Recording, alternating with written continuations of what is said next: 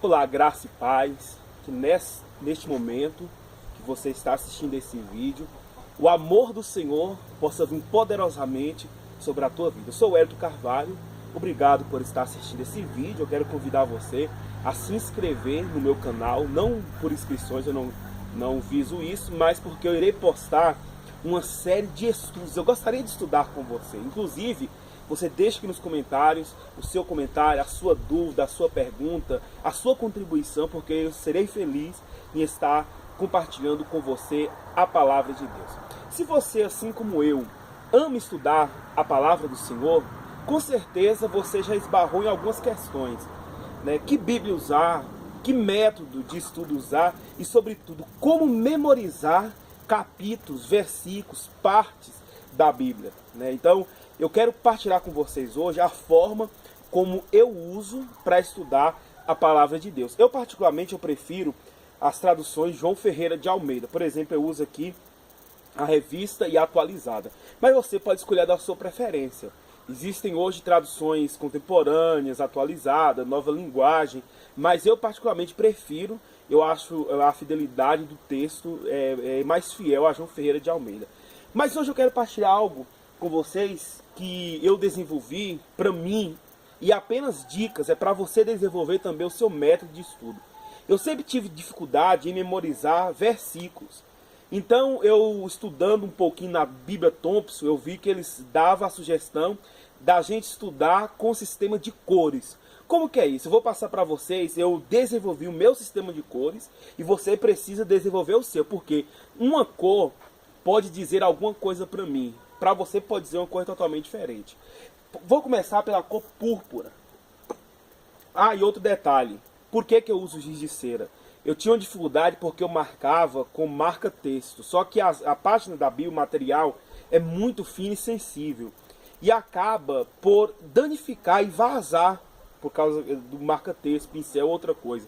E o lápis de cor é muito seco, ele acaba estragando também. Então um amigo meu, o irmão Renato, sugeriu que eu usasse giz de cera. Então você compra uma caixa, se você já tem, e usa, porque é interessante. Ela dá uma tonalidade legal na página da sua Bíblia. Por exemplo, eu quero mostrar para vocês aqui o livro de Romanos que eu estou estudando. Cada cor representa um tema e eu quero passar para vocês hoje cada um desses temas. Primeiro, púrpura. Púrpura nos lembra realeza. E eu então uso para todos os versículos de salvação. Vou dar um exemplo. Crer no Senhor Jesus e será salvo tu e a tua casa. Então eu uso a cor púrpura porque me lembra realeza e me lembra salvação. Você pode usar para um outro tema. Talvez para você ela não diz sobre salvação. Então você tem que usar o seu próprio sistema de cores. Para Espírito Santo, eu uso o giz de cera amarelo. Por quê? Porque ela nos lembra luz, nos lembra aquela coisa que transcende. Então, toda vez que eu olhar um versículo na minha Bíblia com a cor amarela, por exemplo aqui, em Romanos 8, a intercessão do Espírito, eu vou me lembrar e vou saber que se trata de um versículo relacionado ao Espírito Santo. Então, eu uso para Espírito Santo o giz de cera amarelo. Para fé, eu uso laranja, porque também fé é uma coisa que não se explica. A própria palavra fala que é a certeza das coisas que não se vê, é o fio fundamento das coisas que se espera. Então eu uso a cor laranja, e que também nos lembra de luz, uma coisa inexplicável. Então eu uso para fé o lápis de cor, giz de cor laranja. Para temas gerais, porque tem temas que eles têm textos que eles não têm nenhum tema específico, mas eles é importante marcar. Então, quando eu leio um texto e não me traz um tema, mas eu quero marcar, eu uso o giz de cera azul escuro. Então eu vou lá e marco com cuidado, marco os temas. Então eu sei que quando eu abrir a Bíblia e ver lá um giz de cera de azul escuro, a cor azul escuro, trata-se de um tema interessante, mas que não está vinculado a nenhum tema específico. Já o azul claro, o azul celeste, eu uso para o tema céu.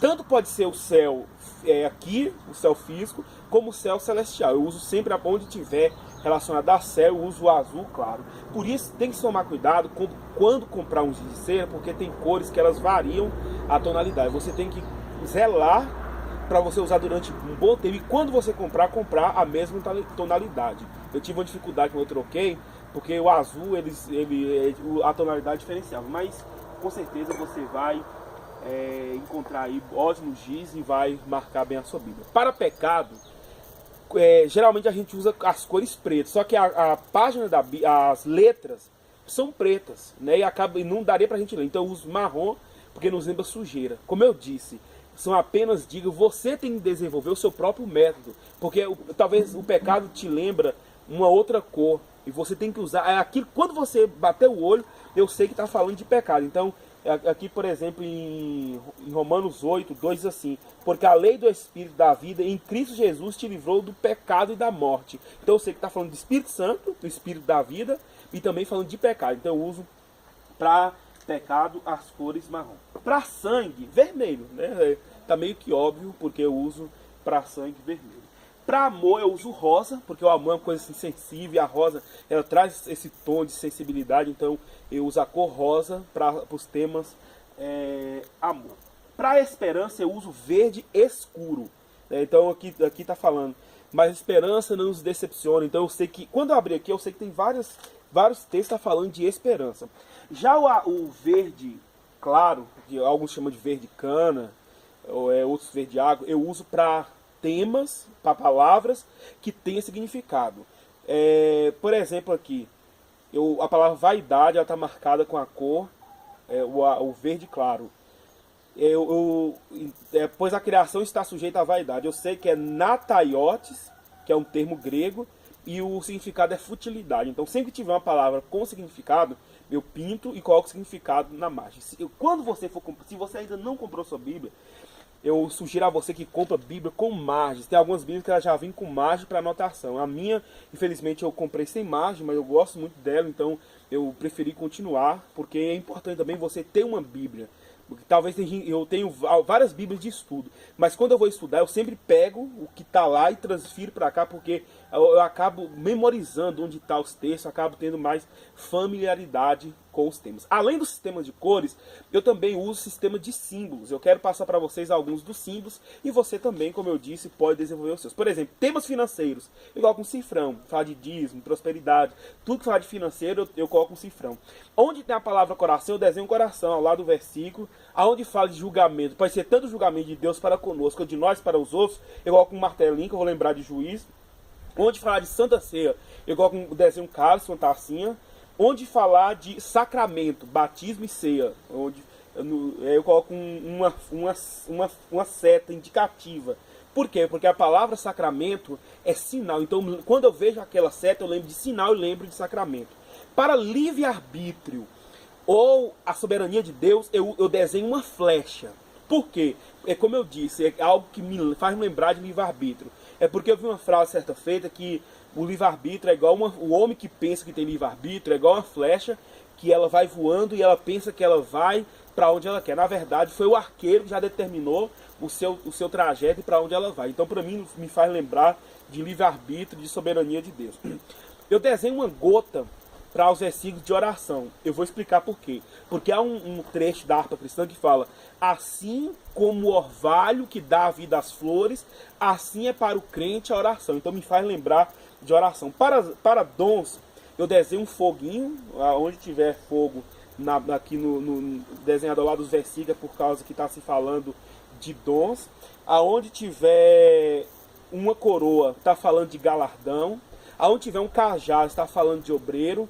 Aonde tiver uma igreja, está falando de versículo de igreja. E aonde estiver falando de uma cruz, está falando sobre o sacrifício da cruz de Cristo. Então, esses são alguns talvez eu possa ter me esquecido algum, mas é só para você ter uma ideia de como é que eu estudo a palavra de Deus. Como é que eu estudo a minha maneira de estudar. Você deve desenvolver o seu próprio tema. A Bíblia Thompson, eu tenho ela aqui, ela traz na página 1496 alguns sistemas, inclusive de cores. Eu tirei daqui, eu só não usei as cores dele porque eles colocam, por exemplo, vermelho para sangue, azul para céu, púrpura para salvação, mas eles usam o amarelo para textos áureos, textos importantes ele usa. Então, coloca símbolos também. Você desenvolva o seu próprio método de estudar a palavra de Deus.